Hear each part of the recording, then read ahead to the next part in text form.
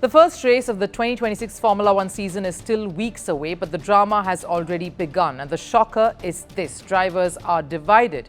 The heart of the matter is Formula One's push towards sustainability.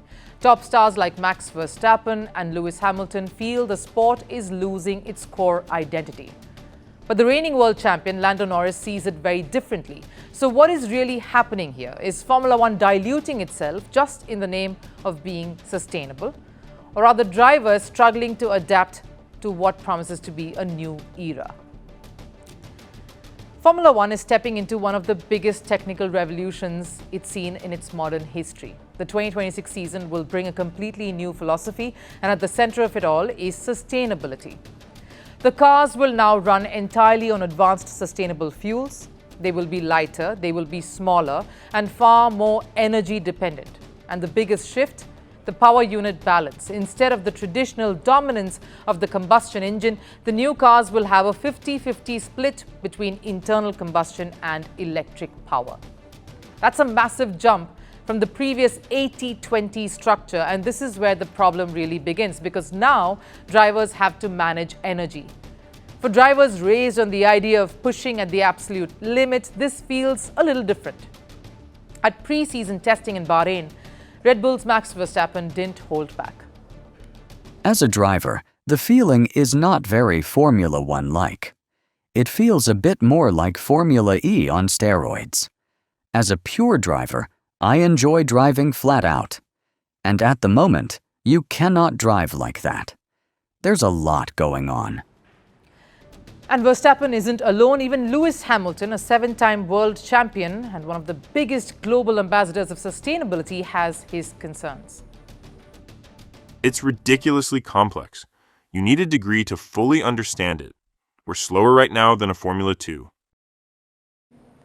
Think about that. Verstappen and Hamilton, two of the fiercest rivals of this generation, agreeing on something. That alone tells you how divided the Formula One world is today. And to be fair, their concerns aren't entirely baseless. Formula One has built its brand on speed, on the scream of the engines, on drivers pushing every lap to the limit. It was about raw power and absolute control at extreme speeds. Now introduce heavy energy management, hybrid balancing. The question becomes, is this still the same Formula One?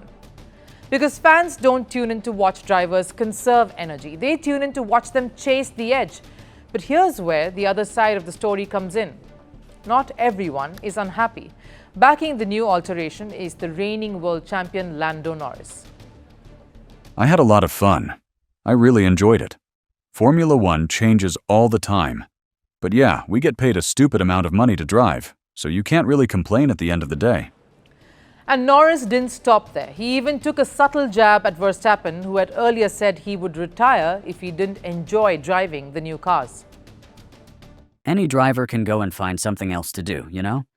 It's not like he has to be here or any driver has to be here. And that right there is the generational divide.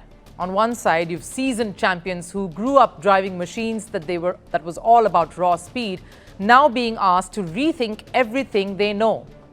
And on the other, a new world champion who is more open to change, willing to embrace the direction that the sport is taking. Because let's face it, this isn't the first time Formula One has reinvented itself. Every generation has complained. Every generation has adapted. And there's also a bigger picture here. Formula One doesn't exist in a vacuum. Car manufacturers are shifting towards electric and hybrid technology. Road cars are becoming more sustainable, and F1 has always been a testing ground for future innovations. So if the world is changing, Formula One has to as well. So is the new era of Formula One taking a step back, or is this a necessary change and evolution? The truth probably lies somewhere in between.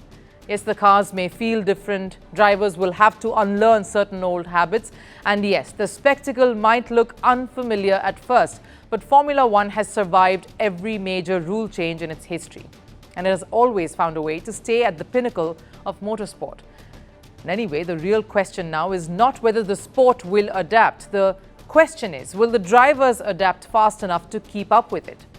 But wherever this debate heads to, one thing is certain: this early friction has set the tone for the season to come. power doesn't end quietly. Some deaths are not accidents. They are messages.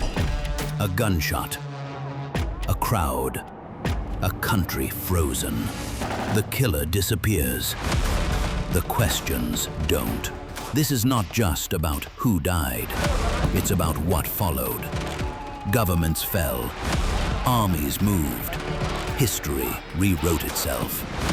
5 leaders. 5 moments. One pattern. The assassination.